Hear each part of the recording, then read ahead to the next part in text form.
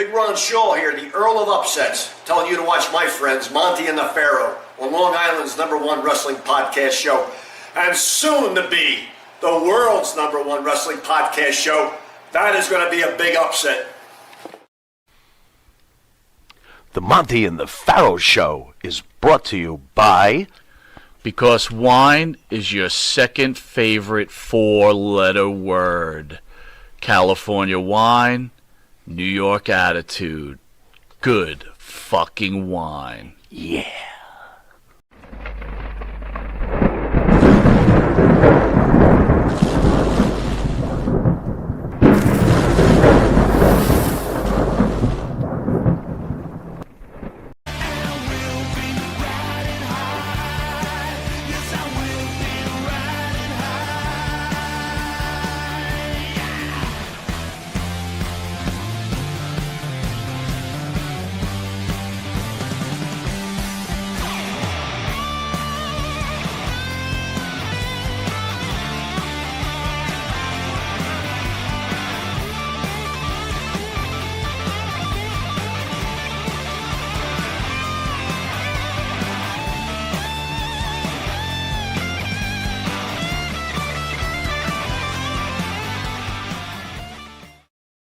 All right, welcome back to Long Island's #1 pro wrestling broadcast, Monte and the Pharaoh, only seen here out of Monte's room and Pharaoh's room. And by the way, Jimmy, just quick heads up, we've got a new studio. I'll be making that announcement in the next couple of weeks.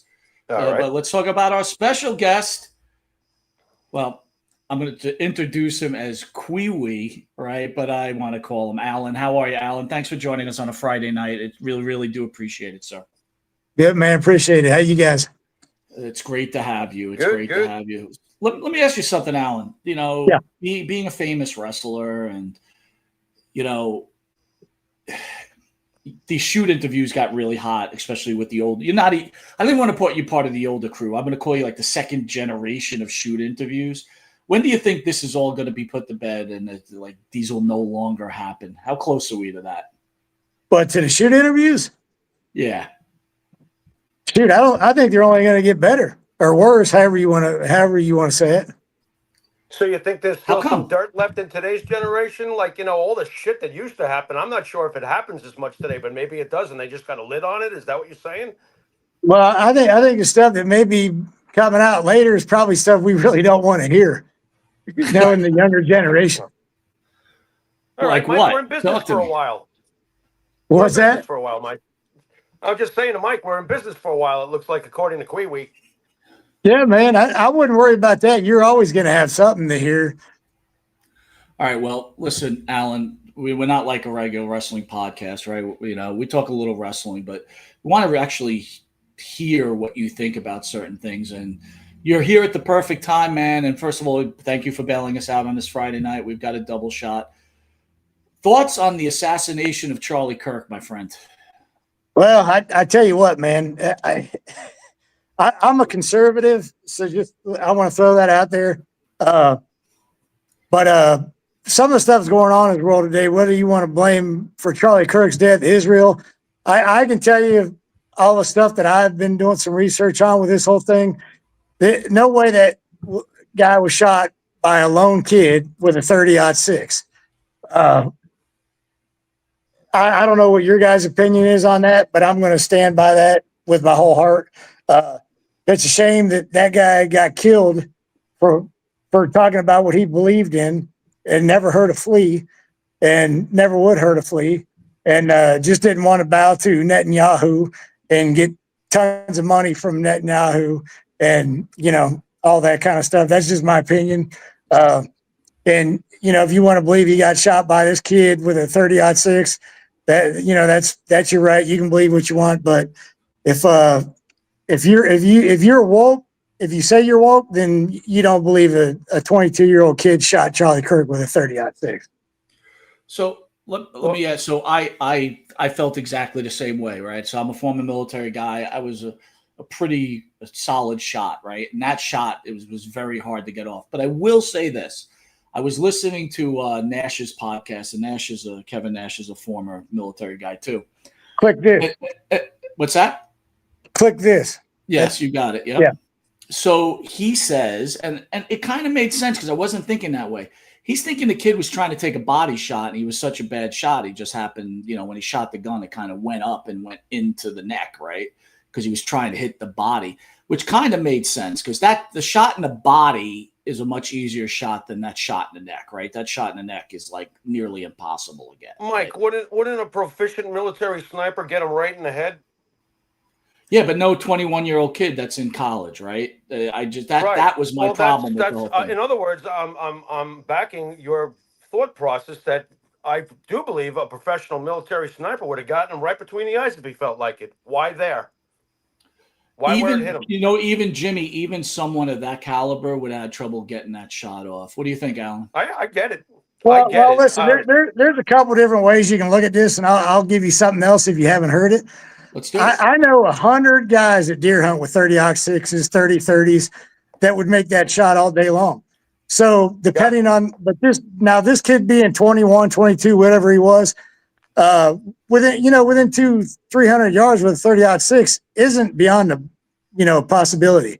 But now if this kid grew up hunting, every year deer hunting and had, knew how to shoot a 30-06 like that, he could shoot that shot and make that shot. I believe that 100% because I know, like I said, I know 100 guys that deer hunt and make that shot all day long at 200-300 yards.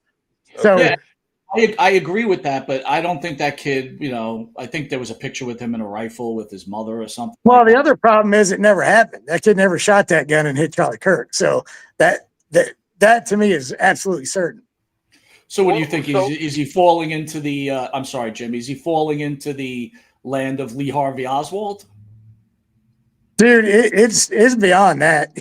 Listen, if you go online and look at some of these, these ballistic experts, these former Navy snipers, all this stuff, there's not one person that believes wholeheartedly that kid shot that gun and shot him in the neck.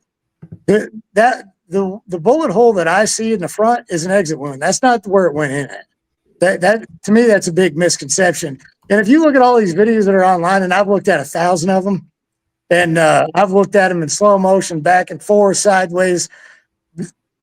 I'm probably sure you saw this guy that was in the front with he had the aviator glasses on, brown shirt, and he does some kind of motion like this.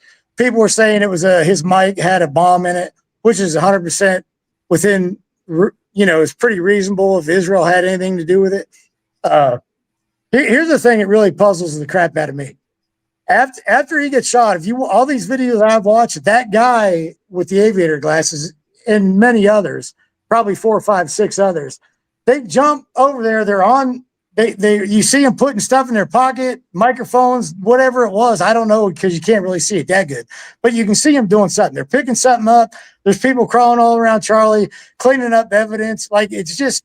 There's too much. There's no way this 22-year-old kid, this Lance kid or whatever his name was, shot him from 200-300 yards away with a 30-06 from where they're saying he shot him from. There's no damn way. So is he just a willingly, behind the scenes sacrificial lamb? They got footage of him on the roof. They got footage of him jumping down with the rifle. But if he's not the shooter, then he's obviously part of a massive cover-up. Are we going to get an AI public execution and then he just disappears someplace? Is that where we're going with this? In your mind? Well, here's the thing is with all the corruption in the government today, I don't trust anybody, conservative or liberal. There's so much that we don't even know about this, and we see it's right in your plain eyesight. If you go and do your research, I think you would feel the same way I do. There's no way this kid shot this guy. No way in hell. It's a shame this guy was a family man. Had 2 kids. He's no longer with us. I mean, he's with Jesus. He's in a better place than we are.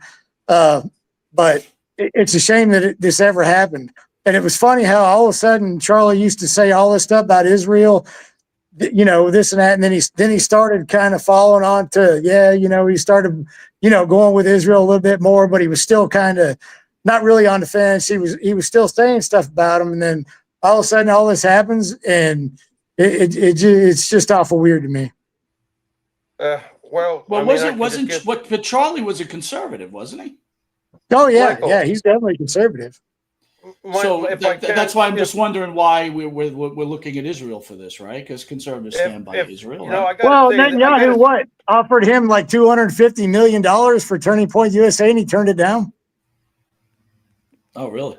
Okay. Yeah, or I mean, it all I- might have even been more money than that, but it was a ridiculous amount of money, and Charlie turned it down.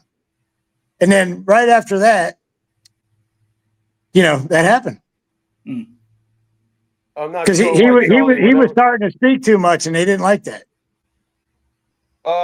From what I gather of Charlie Kirk, listening to him for many, many years, he was always look. He was scripture first, regardless of how you feel about wherever your faith is, no matter what your beliefs are or are not.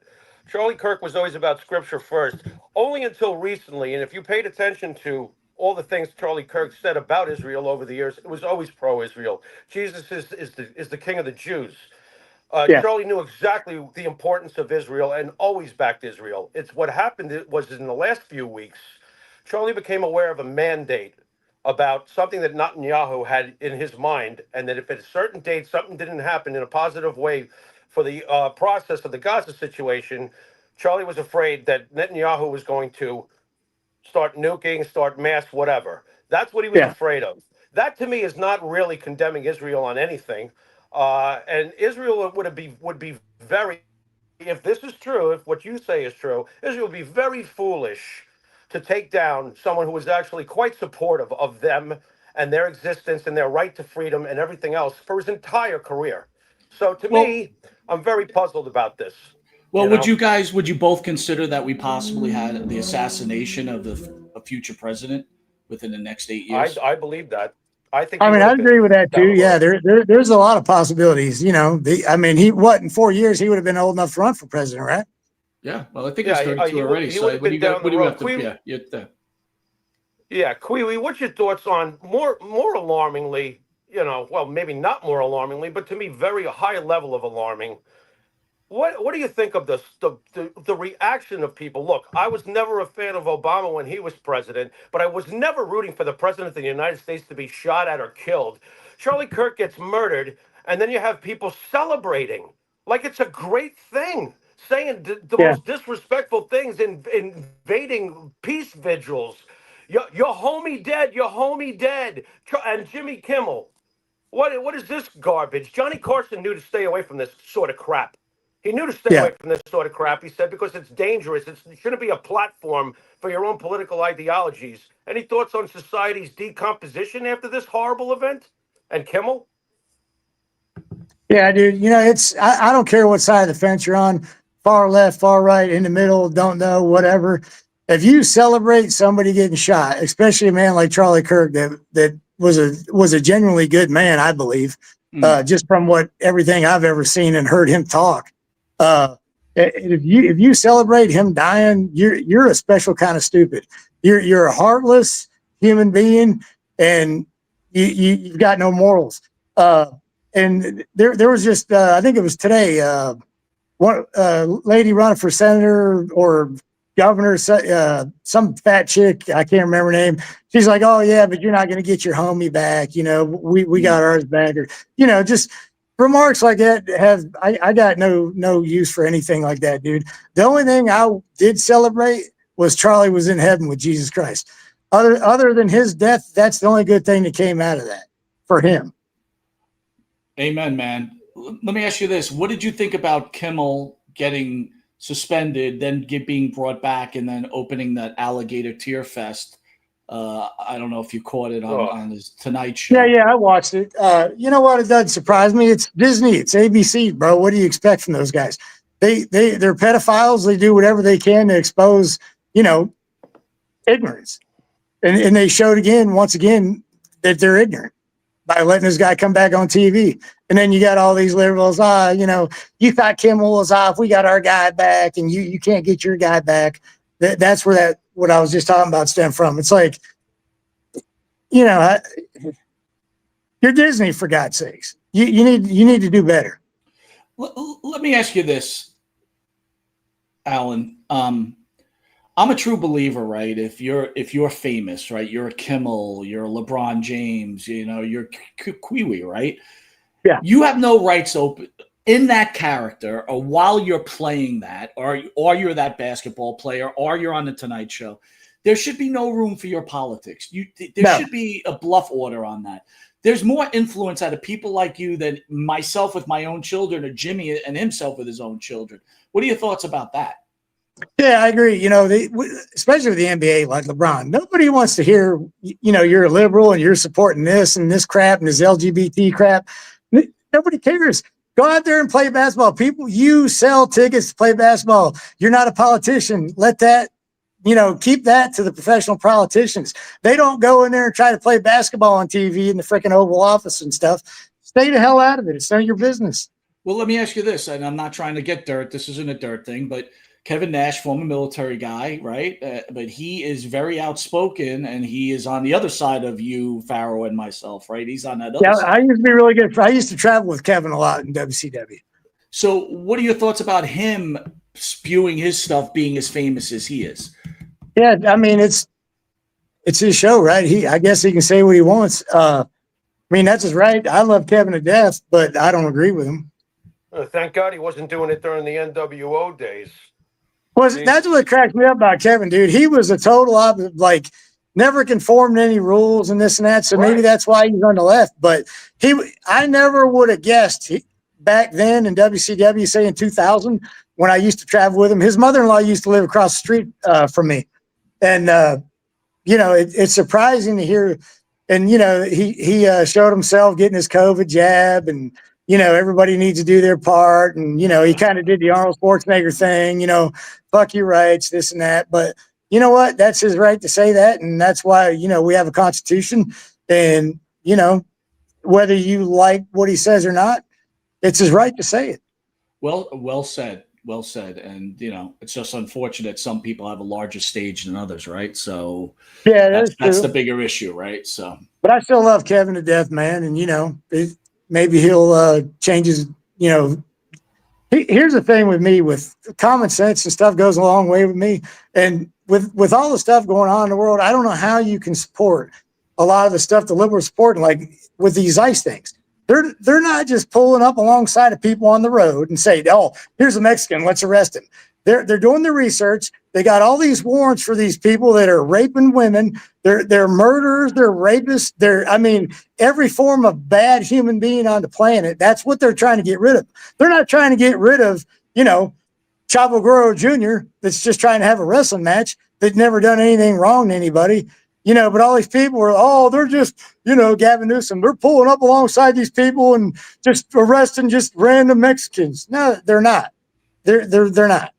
I agree 100%. We've got so many manufacturers out there that have hired illegal immigrants to work in their factories because, as we know, you know, some things are unaffordable, and you could run a business out of business. If they were doing what you had said or what the liberals are saying, these manufacturers would be shut down. They would just be going building to building to building, just wiping it out. It would be that easy, right? So I agree with you. Smart man. Liking your politics right now, brother. Like it. Mike, one last political question then, if I can, before we move on. The most polarizing president in the history of this country, and you said you don't trust either side, so I ask you, does President Trump truly have the best interest of this country in mind, or are his supporters just drinking the Kool-Aid? And I am a Trump supporter when I ask this question to you, so. Yeah, I mean, I'm definitely a Trump supporter myself, but there is a part of me that believes no politician is without corruption. Having said that, I want to believe that Trump has the United States in his best interest, and all the stuff that he's done transparently has proved that. So, but you and I, and we'll never know what happens back, you know, behind scenes and this and that. Do I think Trump has America's best interest? Yeah, I do. Look what he's doing for the country, man. And, you know, his first 6-7 months done more for this country than any last 10 presidents. And let's be honest here, okay? And I'll say this from the beginning: the president Trump has a little more power than the last presidents we've seen, but presidents really don't have that kind of power. There's a whole bunch of other shit going behind it, and even Donald Trump cannot escape that, right? So Yeah, exactly. let's really get what's going on here. But see, right? that's where the fake news media will get your wheels spinning, and they get all these liberals in an uproar because they make shit up and everybody believes it. And it's not the truth. You can't be that stupid. In my opinion, the American person can't be that stupid. People want to believe what they want to believe. It's very hard to change anybody's mind. If you believe something and the media goes your way, you're going with it. That's just the way it is, right? I mean, this is what it is. But I will tell you, in my short time on this, long time on this earth, as yours, Alan, and Pharaoh's, I don't think this country's ever been in such an uproar as it is now. And I'm even talking about the 50s with the racial problems and everything else. This is the worst it's ever been. Mike, I told you, this is the 60s with bad music. Yeah, it is. You got the bad music part right. Oh, yeah. It's the same uproar. It's the same upheaval. I mean, look, people are already putting Charlie Kirk in the same sentence as JFK and Martin Luther King. Do the math. Yeah. It's pretty obvious what happened here socially. It's insane. But also, just one last thought on Trump. Look, the guy's been shot. The guy's been shot at multiple times. He's a self-made millionaire. He doesn't need to be doing any of this, and that's why I do trust him. Because at this point, he doesn't need to do any of this. He didn't have to take on. Well, he's not even taking a paycheck, right? He sends his money to charities and other organizations. Yeah, the first one to ever do that too. While we're at it, So yeah, but nobody will ever talk about that. No, of course not, because that's not part of the agenda. Let's shift gears. Let's go over to your thoughts on Buff Bagwell. Back in the final days of WCW, and Buff unfortunately recently had an amputation. Your thoughts on Buff the Stuff? I'll tell you what, Buff and I have had our disagreements in the past. We had a viral online video where him and I almost went to blows. But I love Marcus to death, man. And it sucks that he lost his leg. I don't want to ever see that happen to anybody. But he's doing it the last few times. I haven't seen him since he lost his leg because I was living in Atlanta and I saw him every so often. But I moved back up to Ohio for family issues. And that's when he got his leg amputated. And I haven't even reached out to him yet, which I need to. I was kind of giving him a little bit of time and space. But he's in a better place mentally from what I've seen over the last year and a half, 2 years. And he seems like he's changed a lot, and he seems like he's going towards more of the direction of, believing in Christ and having that part of his life, which is awesome. And I'm sad for him that he lost his leg, man.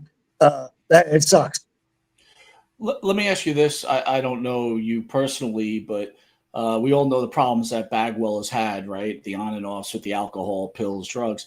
Were you able to stay away from that, or did you have your time in the dirt and got out? Yeah, no, absolutely. I stayed away from that. In 2003, I got a pretty significant facial injury from Sonny Siaki.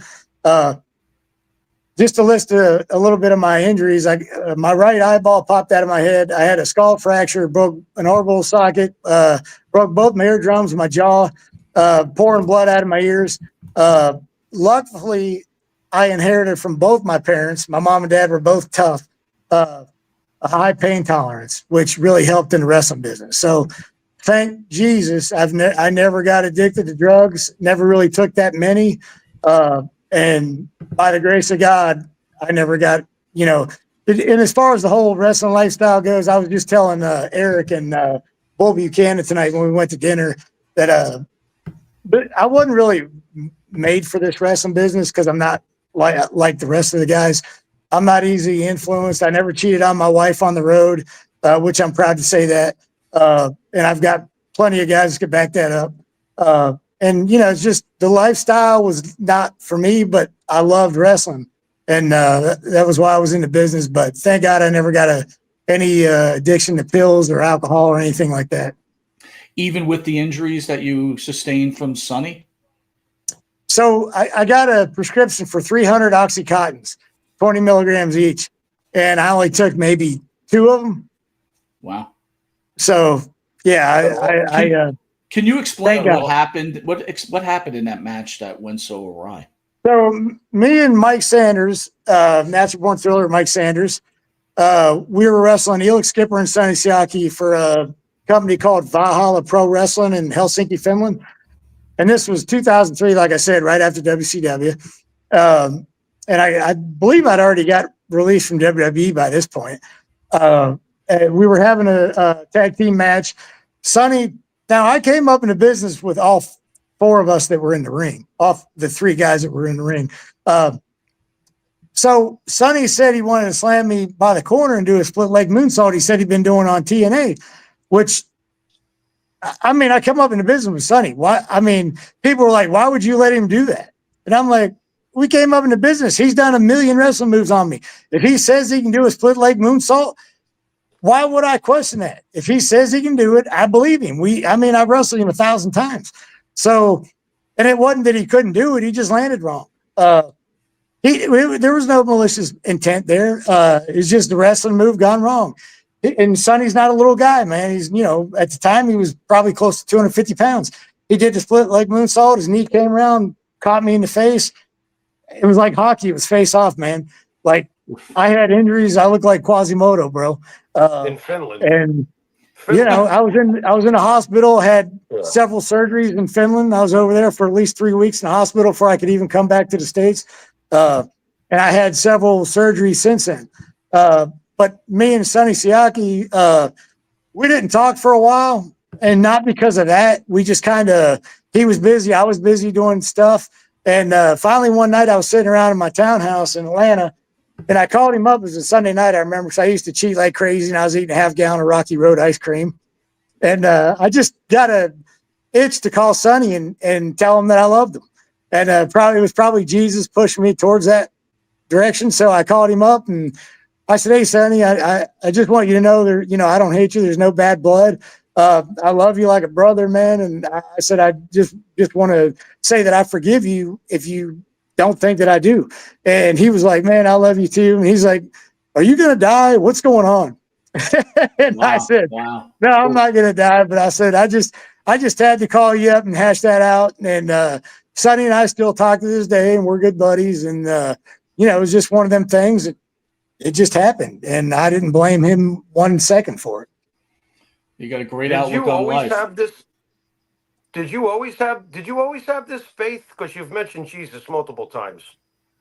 Yeah, I did. It just wasn't, I didn't talk about it as much, not because I was embarrassed about it. It's just, I don't know. I really don't know why I didn't talk about it a lot. But over the last several years after I got divorced and went through a lot, I've lost a lot of family members with cancer. I got a niece right now. They give her a year to live. She's only 38. And, I got a necklace on right here. It's Philippians 4:13. You guys know what that saying is? What is it? Quote it. And I got a bracelet, Psalms 27:1. It's I can do anything through Christ that strengthens me. Philippians 4:13. And I try to live like that every day. I try to be nice to people, try to treat people the way you should be treated, try to help people out when I can. And I've always been like that. It's just the way I was raised. Let me ask you about the power plant. We had Chuck Palumbo on about a year ago, and he told some Chuck, stories about the power plant. So how did you get involved in the power plant, and what is it as jacked up as Chuck said, that between Orndorff and I think, the Assassin, were like just taking everybody's money and hoping to run them out of there? Yeah, it was probably exactly like Chuck said. It may even have been worse. So the reason I got in the power plant is just like everybody else, because I wanted to get into professional wrestling so bad that I'm from a small town in Ohio, Alliance, Ohio. Didn't know what direction to take, didn't know how to get into business. So, me and my ex-wife, fiance at the time, of course, we watched every Nitro and switched back and forth to Monday Night Wars. And, you see the commercial for the WCW power plant where the big boys play and, or train. So, I called them up, set up the 3-day tryout, which was the most brutal 3 days that anybody could go through. All the things that you saw like on AEW's True Pro or the History of Pro Wrestling, all that, the nightmares you see on TV, amplify that 10 times. That's how the power plant was, the 3-day tryout. So it was as brutal as we've heard. How much of an impact did it have on your career that brief time there? As far as your, how Dude, much did it carry over?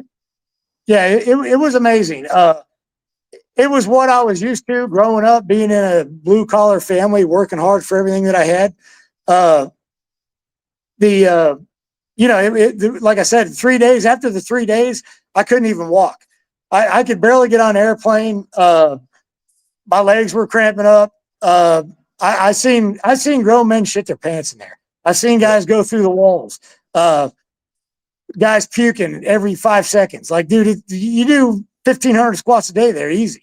In between all the other stuff you do, and having been the blue collar hard worker that I was, I might not have made it if it hadn't been for the way I was raised by my parents. But it was something that I'm glad I went through because there's not very many guys that made it through that power plant. And to make it on TV from a small guy, knowing nobody in the business, and getting to where I got in the business, I can give myself a Barry Horowitz pat on the back. I'm not trying to toot my own horn, but I earned it. Trust me, I earned it. Who was I in your always won- I class? always Who was in your wondered- I class, always- Alan?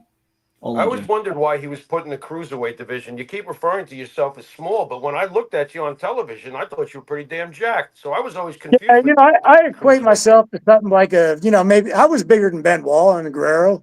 You were jacked. So, You were and I jacked. prided myself on that. And anybody that knew me in the wrestling business knew that I took my body serious, my diet and everything. And I was always in the locker room one of the better shaped guys, which I take a lot of pride in that.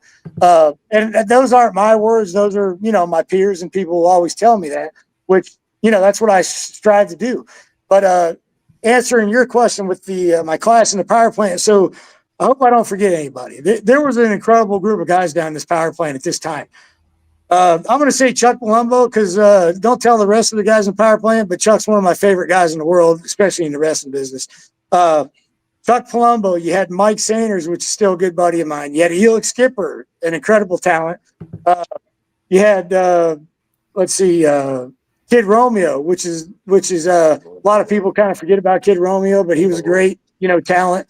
Sonny Siaki, Rick Cornell, which was one of the most underrated guys in the power plant, body wise and ability wise. He just wasn't given for whatever reason. He was in the Natch Born Thrillers, but he just wasn't given that. He just kind of, I'm not really sure how to put it. He made it through the tryout. Now, here's one thing I can say about Rick Cornell, if nobody knows this. He actually failed the first 3-day tryout and actually came back and did it again. That's how much this kid wanted to be in the business. So you don't get enough credit for that. Because let me tell you something. If you don't make the first 3 days, there's nobody that goes back for another 3 days of that crap. Trust me. And Rick was Rick's the only guy that I know that done that. So probably what got him in. Alan, Palumbo tells a story that he kind of got through the power plant because he would fix Orndorff's car. Yes. And so Orndorff favorite was Orndorff had an old Toyota Land Cruiser, and Chuck would always be at his house on the weekends fixing his Toyota. But that's a true story. I guarantee that's a true story. How about Jody Hamilton? How did Jody Hamilton treat you? Okay, so let me tell you something. I mean, God rest his soul. I love Jody to death. His son Nick Patrick, great guy. But Jody definitely had an ulterior motive in the power plant. Now we would literally build rings there all the time, if not one a week. And out of all these rings, and they were running Deep South. Flash forward to whatever year that was, where Deep South was in Georgia, in McDonough, Georgia, where Jody lived. They were using all his facilities, using his rings, all his WCW rings. He had a whole garage full of these rings, bro. And now Nick's probably got them because Nick's still running the Deep South territory, in his dad's name, in honor. Wow. So who knows? And, somebody, I was talking to a legitimate source. I don't really want to mention the name, but it was a WCW office, said that whole ring, all that stuff disappeared. The ring, the truck that they transported in all disappeared. And from what I heard, Jody had all that at his house. I guess Nick must have sold it all, huh? Well, I mean, I'm not saying that to like tattletale be bad. I'm just telling a story, dude. That's just what I hear. I listen. I hear you. It's all good. So you mentioned Benoit. What kind of relationship did you have with Benoit, and were you shocked when you heard the tragedy that happened with him? Yeah, so you know what? I had a pretty good relationship with Benoit, which a lot of guys I don't know did because he pretty much kept to himself. But the thing that helped me was my dad came to a lot of the shows, and for some reason, my dad would sit there and talk to Benoit for hours. They would sit there and drink coffee. They had that in common. And they would sit there and talk for hours and hours, and everybody'd be like, I cannot believe Benoit's just sitting there talking to your dad. So in turn, it was my father. So, Benoit took a liking to me. Never got to work him, but I actually shot a commercial with Benoit and Guerrero, bless you. And, guys, I think Perry Saturn was in that commercial we did and stuff. So I got to work with him in a commercial, which we actually did some moves and stuff. But yeah, Benoit was always a good dude to me. And then when he died, I remember I had a supplement store in Atlanta, Georgia, Marietta, Georgia. Brad Armstrong was actually working for me. He worked the front desk for me and helped sell supplements in my store. And so Brad comes into work. He called me, he goes, dude, you got to listen to his voicemail. And it's Benoit on his voicemail that the night after I think it was it a Sunday? Maybe it was a Monday. So Brad comes in and has me listen to his voicemail, and it sounded weird. And Benoit was on there saying, hey, I need you to go to the back gate and check my dogs for me. And Brad's like, I've never went over there and fed his dogs. I don't know what he's talking about. So, and then all this stuff came out, and then me and Brad sitting there talking, going, dude, that's why he wanted you to check his dogs, dude. Like, he was planning on killing himself. So Brad's like, dude, this whole thing is so screwed up. But that's what I remember about that. I remember listening to the voicemail that Brad let me listen to from Benoit that night. How did his murdering the family affect you? What were your thoughts? You know what? From what a lot of people would always talk about Benoit, saying he had a dark side, this and that. I never saw it, but also it didn't surprise me as much knowing that I heard a lot of this stuff beforehand. You want me to give you my take? Me and Brad talked about. Absolutely. So here's what I believe happened. I mean, I'm just saying this because this is what me and Brad came up with. Brad Armstrong, rest his soul. So me and Brad believe, from all the stuff that Brad told me and some other people I had heard this from, that Benoit and his wife had kind of a sex life that, maybe some choking and, some stuff like that going on. So I believe after all the stuff that I heard that maybe him and his wife might have been having some rough sex and he accidentally killed her. And having done that, I think it drove him nuts that he didn't know what he was going to do and he was afraid to turn himself in for whatever reason. Because, I mean, think about it. You accidentally kill somebody, who knows what they would do until you're in that situation. I'm hoping that was what happened. I'm not condoning him killing his kid and then, taking his own life, but I honestly believe that he accidentally killed his wife. I don't think that was intentional. Wow. It's the first take I heard on that. Yeah. Okay. Let me ask you about Brad Armstrong. That's a guy that never, in my opinion, being a wrestling fan, never gets enough credit. What was Brad Armstrong like? What did you think about him as a wrestler? And then I have to ask you, because it's always bothered me. When he passed, it just happened. No one really knew. All of a sudden you find out he passed. What took his life? What happened? Okay, so me and Brad were really close. I would go with him all the time, pick his daughter up from school. I remember his daughter, when my dad passed away, she gave me a little bear and a gift card. So Brad and his daughter meant a lot to me.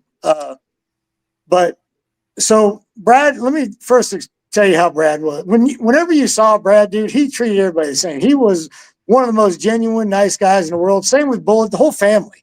All his brothers, Stevie, Scott, Brian, they're all the same way, bro. Great family. But Brad was one of those guys, when you walked up to him, you saw him, he would always hit his chest and lock up with you. Every time I see him, he locked up with me. He'd always be like, and then just lock up with you. And he was just a genuinely nice guy, dude. And he always wanted to try to help people. So the night he passed away, he, like I said, he was working in my supplement store. But after I'd already went out of business in my supplement store, I still kept in contact with him. But the guy that I used to own the supplement store with called me and said, "Hey, Brad passed away. He was sleeping downstairs in a spare bedroom, and he OD'd. He was real big on the gimmicks. He liked taking his somas and his pain pills, and he liked drinking. And unfortunately, it was like that every night, and it kept getting worse. And it got to the point where it actually killed him. Way too young. Another one. Yeah, Way too young. great cat. How And do you, dude, let me tell you something. He was one of the most underrated. Now I know he worked with a lot of good guys, and he got a lot of TV time and this and that. But Oh, he he could was go. by far the most underrated, best go. talent in the wrestling business that never was on a top tier. Yeah, he could work. He was a great in-ring storyteller. He could wrestle. That guy could Oh, wrestle. he was great. How do you digest all these deaths in this business?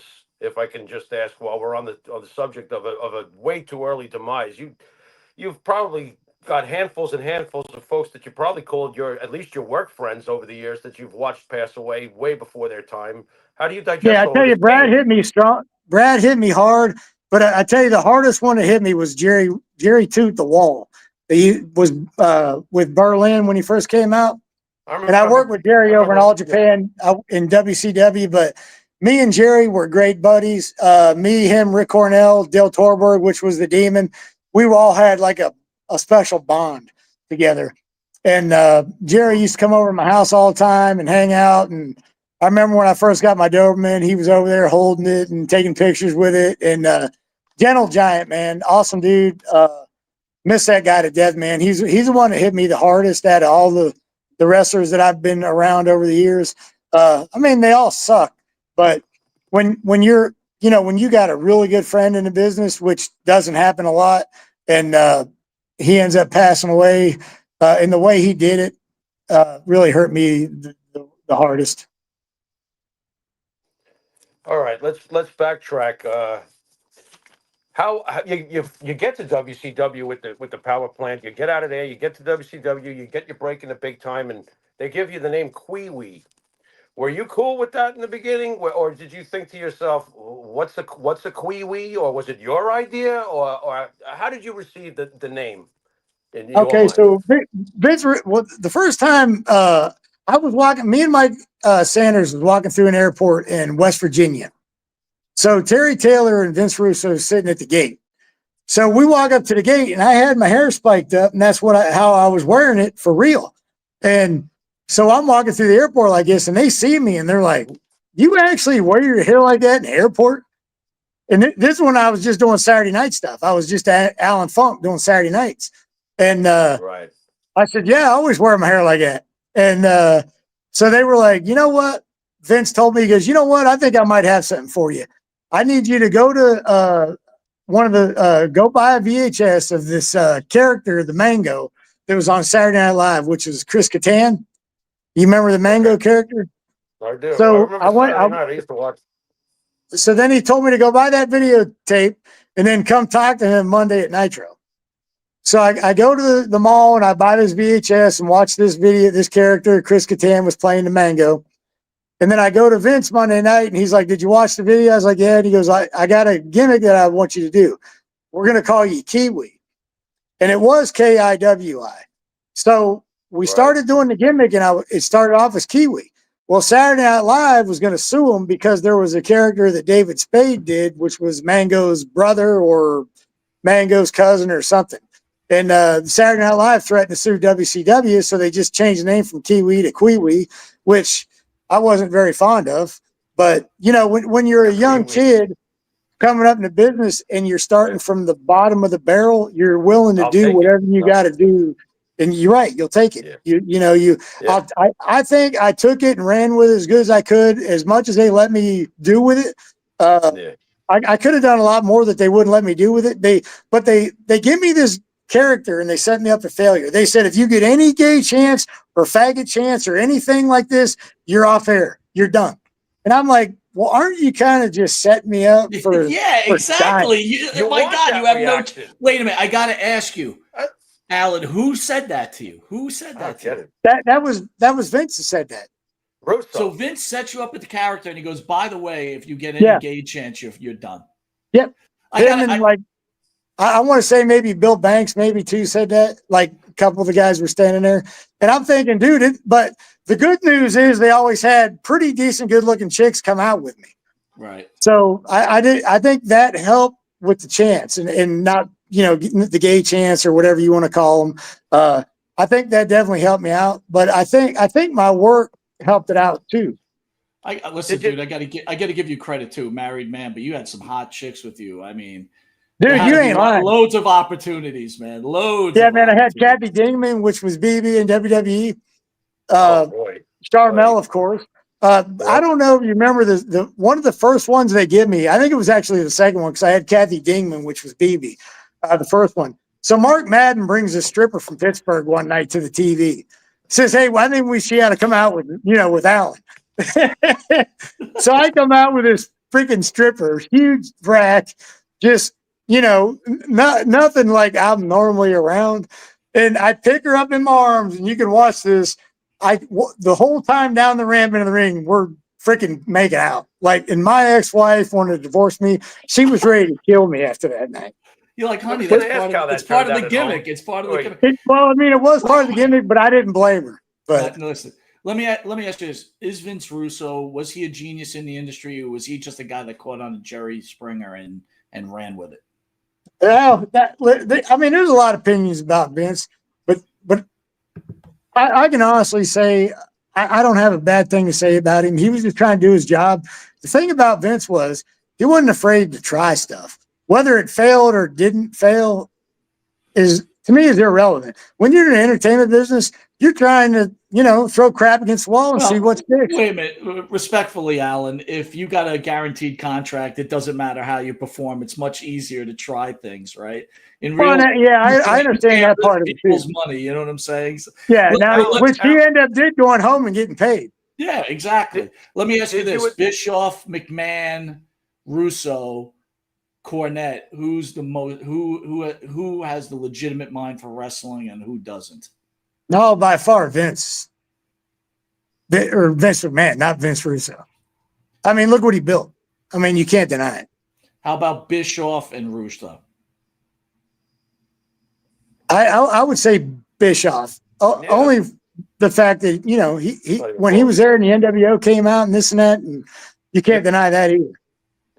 Alan, did you And ask yourself? I actually like Bischoff's, and he's a pretty nice guy too. Always treated me very nice. Don't have a bad word to say about him either. Did you? I'm playing devil's advocate, but did you ask yourself when Vince Russo tells you with a straight face, and I'm not asking you to throw anybody under the bus, but did you at least ask yourself when Vince Russo tells you with a straight face that he doesn't want you to get any fag chance or anything? Honestly, I think that's the kind of heat the character would be looking for, first of all. Yeah. Second of all, when he tells you this, do you realize at the time, or do you think to yourself, this is the guy that sent Ed Ferrara out there to make fun of JR's medical, impairments, and put Buff Bagwell's mother on a forklift? Did you think to yourself, isn't this the kettle calling the pot black a little bit, or something, at least to yourself? Like, what the hell? Why are you capping my gimmick when you just said it? He's not afraid to try stuff. Why did he cap your gimmick, but he's doing these horrible things with other gimmicks? Any thoughts? Yeah, no, I did. Absolutely. I thought the same things myself. Unfortunately, the position I was in, I didn't have a voice. I really didn't. Right. And, you could say, well, you should have spoken up for yourself and tried to listen. I was just trying to keep a job. Yeah. Guys were going in and out the door all the time. You had all this good talent coming up. I believed enough in my abilities as a worker that I would, the cream rises. I always legitimately thought that it was all hard work in the wrestling business, but it's not. Not saying that doesn't help you, but I really was relying on my wrestling ability and what I knew I could contribute to the show that would help me get over that obstacle. Who killed WCW? I mean, pretty much everybody says Vince, don't they, Russo? I want to know what you think. Who killed WCW? Well, okay, so I can tell you this from being backstage. I don't know if you remember when Bischoff started taking over the company. So Bischoff comes in. He now all of a sudden he's the boss. That was right after Vince left. Russo, I believe. I'm trying to remember all this. When they You're right. returned them, at one point they try to have them together when they Yeah. returned Bischoff back, and they Yeah, had them because together for we a were brief R&B period. security, the guys from the power plant. Remember, we used to wear the black with the Yep. red Yeah, I R&B do. security. Right. So Yes, me and sir. Mike Sanders and Jindrak. Well, Jindrak's another one I forgot to mention. Mm-hmm. But so Bischoff comes in, and I'm in the locker room. I remember I'm sitting there talking to Tank Abbott. I'm talking to Jim Duggan and a few of the other guys. Jerry Toot, the wall was there. So Janie Ingles knocking on the door out there, something like yelling and stuff, and might have been Mike Awesome walked in and said, "Hey, Janie Ingles out there. She wants to talk to you." And I said, "Why in the hell would Janie Ingle, which was one of the lawyers for WCW, and she had a lot to do with the contracts and stuff like that." So I said, "I don't know, man." I start walking out there and I'm thinking to myself, this is either going to be really good or really bad. Because usually when you talk to her, you might be getting fired.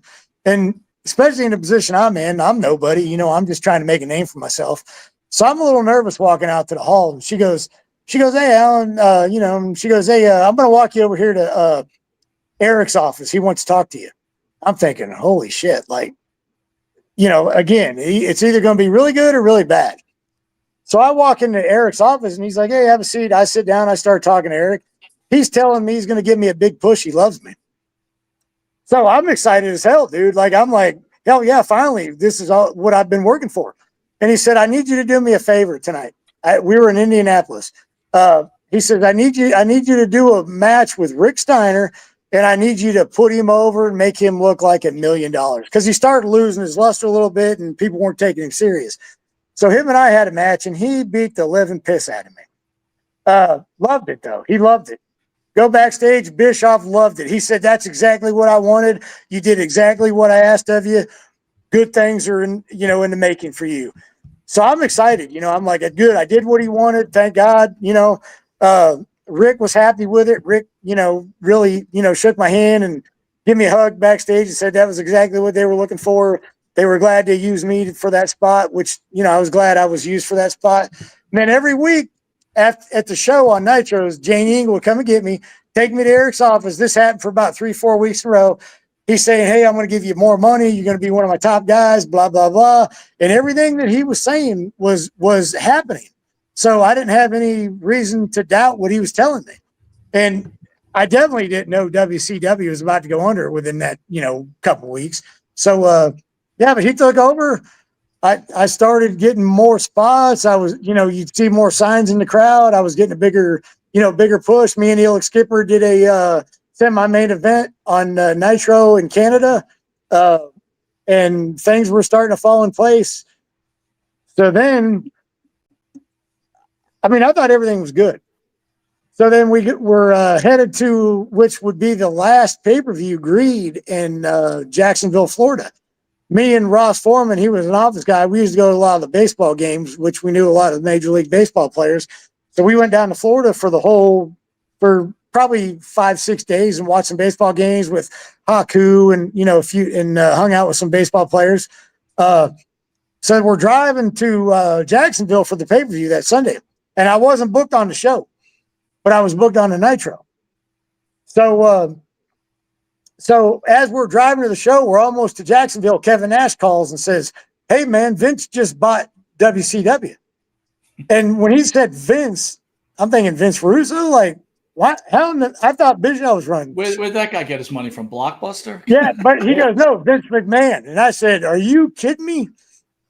He said, "Nope, Vince McMahon just bought WCW." And he says, "Do not tell anybody."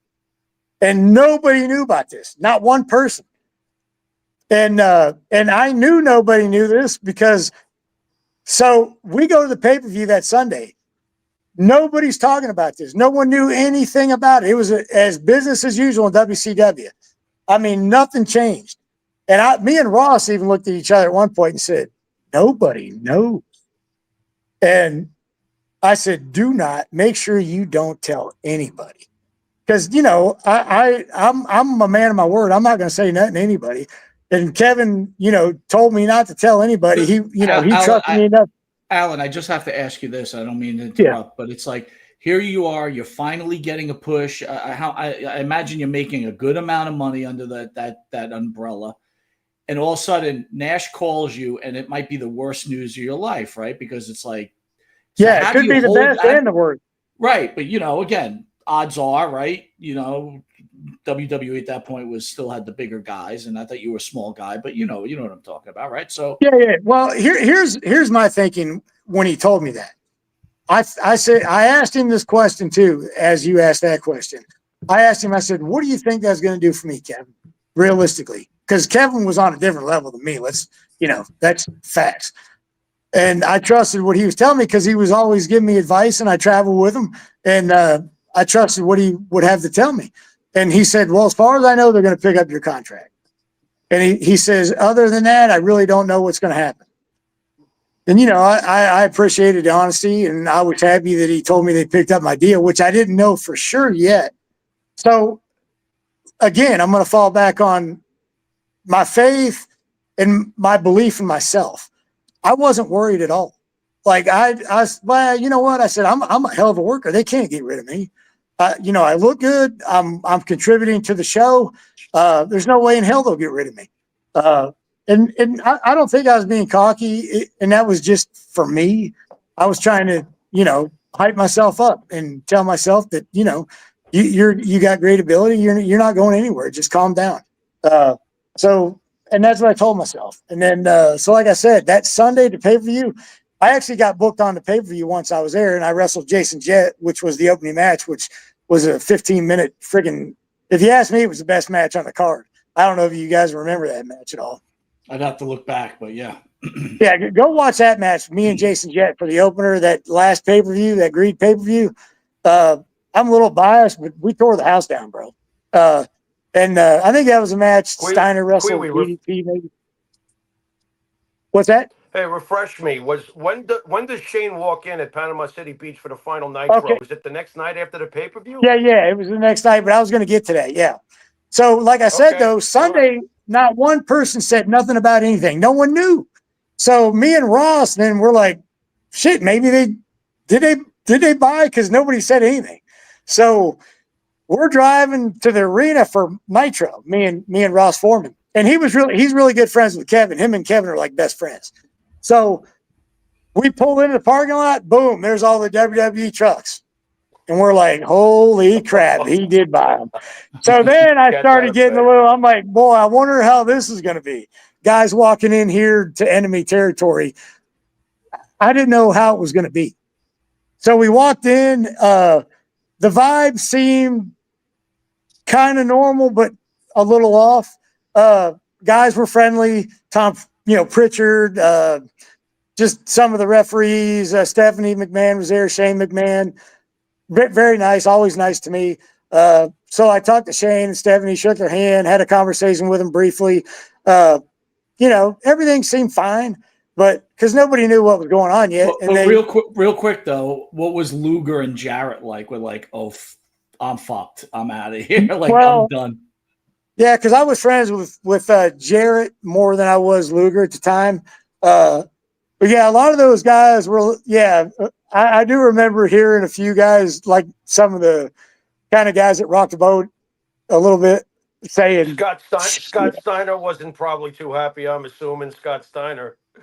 Well, you know what? Scotty's one of those guys where he happy, not happy, he's the same. He don't give a crap. He really don't. He'll say whatever he wants. So yeah, Scotty was just Scotty, same Scotty. So they said, we're going to have a meeting. So we all got together, a few hours later after everybody got there. They assured us that everything was going to stay the same, blah, blah, blah, blowing smoke up your butt. It was just one of those meetings telling you everything you wanted to hear, nothing that was true. But they did pick us, a lot of the guys up from the power plant stuff. And out of that, I did get to work with a lot of good guys on house shows. And we went to the HWA, which Les Thatcher was running. And we were down there with they brought all the Memphis guys down there, like Umaga, Eki and his brother, the Island Boys, which were 3-minute warning or whatever they started wrestling. Steve Bradley, Lance Cade, a lot of good talent from Memphis was there. And then I got to work with, Steve Blackman, Eddie Guerrero, Val Venus, a lot of these guys that they brought down from WWE, Mark Henry, guys like that. What Wow. went down that you didn't wind up working for WWE ultimately? Like, how could you paint the picture on that? Yeah, so they said they were coming down to Leicester School one day. And we didn't know anything was going on. We didn't know they were going to fire all of us. But so Johnny Ace came down, Ricky Santana, and a few other WWE office people that I really didn't know. They sit us down in a room one by one. Guys were walking out. I was one of the last ones to go in the office. So I remember Kid Romeo came down, and Helix Skipper, and this was like 2 weeks before Christmas, bro. Like they didn't give a crap. They're all coming out looking. They're like, dude, I just got fired. So I'm like, are you serious? And then again, my mentality with the way I work and, my work ethic, my body and stuff, I really didn't think I was going to get fired. But they end up firing mostly everybody that came from the power plant that was on TV with WCW for whatever reason. And they kept all the Memphis guys. And whether they were just trying to do that, just get rid of the WCW guys and keep all their guys, I'll never know. Nobody will ever know. But, that's per opinion base. I believe that was the case. I believe they had us come down there and work with these guys. And we used to go down to Louisville on Sundays and work with John Cena and Randy Orton and Batista and, the Basham brothers and Rico and a lot of these guys. We did their TVs on Sundays. I believe the sole purpose of all of us WCW guys that were on TV from the power plant come down there and help these guys get ready for TV and then get rid of us, which is exactly what happened. Wow. All right, we're almost out of time. I want to thank you for really taking your Friday night. Fantastic interview. Thank you for being so honest. One ended up on a sad note. If you could share with your thoughts of the passing of the iconic, immortal Hulk Hogan. Yeah, dude. He's one of the reasons I got in the business. And if I could tell you one real quick story about Hulk Hogan and myself. Absolutely. So when I was a senior in high school, like I said, he's the reason I got in the business. Like I had you couldn't see a speck of paint on my walls when I was a kid. There were so many Hulk Hogan pictures and posters. So quick story, when I was a senior in high school, Richfield Coliseum, which is now I think tore down. It used to be a jail or something afterwards. They did the Survivor Series there. Second annual Survivor Series. I actually caught his shirt that he ripped off. Had it up until the day I met him. When I started working with him in WCW, he actually autographed to me. I got it hanging on my wall in my house right now. It says to Alan kayfabe Hulk Hogan. And I still got that to this day. And it sucks he died. He's got I guess a lot of ghost demons or whatever you'd say. A lot of people have a lot of negative things to say about him, but I can honestly say this. He was my, one of the I don't want to say idol because Jesus is my only idol, but back then when you're a kid, when you look up to somebody, he was the guy for me. And for him to sign that shirt for me, and I still got it to this day. And the very first time I met him, he's with Nick, and he was very nice to me. Never was, mean to me at all. Every time I shook his hand and talked to him, he was very nice. So may he rest in peace. And yeah, it sucks. We're going to hit you something called the Pharaoh's Final Question. Jimmy's going to pull off script question. I don't know what he's going to ask you. Jimmy, the Pharaoh's Final Question, sir, and then send us out if you don't mind. Alan, thanks you again for everything. Yeah, I appreciate it, guys. Thank you so much. You got it, my friend. All right. This one's just coming from a fan's perspective. So that's my disclaimer, okay? Yes, sir. Was there anybody back when you were in WCW that, you felt like, why are they getting a push? Now, forgive me when I say this, because I've learned tonight that you were good friends with Mike Sanders, for example. I was watching other guys, and yes, Helix Skipper was incredibly talented in the ring. I'm not blind. You know what I mean? These guys were fine with what they did. But I felt like you were an untapped thing. Your character was engaging without even saying a fucking word. You almost didn't even, and you always had the hot chick, like you said. This was like an Adrian Street potential situation, is what I'm getting at. All Yeah, right. I appreciate So, that. what? So, was there anybody that you thought to yourself, "Why the hell is this one getting a push and I'm not"? Sorry to put you on the spot, but that's No, what do you no, think? that's a great question, man. Personally, no, that's just not my personality. I'm not jealous of people. I like to see people succeed. Uh, and especially if they're my buddies. Uh, so I never really felt that way. I mean, sometimes you might look and say, what can I do like this guy's doing? What is he doing? Does he know somebody different than me or this and that? But no, I never really got jealous of anybody. It's just not my nature. I like to see everybody get their piece of the pie and succeed. You know what I mean? I hear you. Well, you lived the dream. You got to a place where only very few dare to fly, and you got there. So, kudos to you, Yes, Kwee sir. I Wee. Thank you appreciate for the coming kind on, words man. too, bro. Appreciate you coming on. All right, Yes, guys, sir. stay tuned. I think we got a double shot. Like Mike said, we got Bull Buchanan coming up. You've been watching Monty and the Pharaoh with the immortal Kwee Wee. See you in a few. Later. Thanks, buddy. You got it. Know what I wanted to talk to you about. I want to welcome our new sponsor, 500 Level. www, shouldn't be using that, 500level.com, where they sell all sports clothing and all this wonderful stuff. And support the Monty and the Pharaoh Show. Please use the code MP20, that's MP20, and get a luxurious 20% discount with 500 Level sports gear.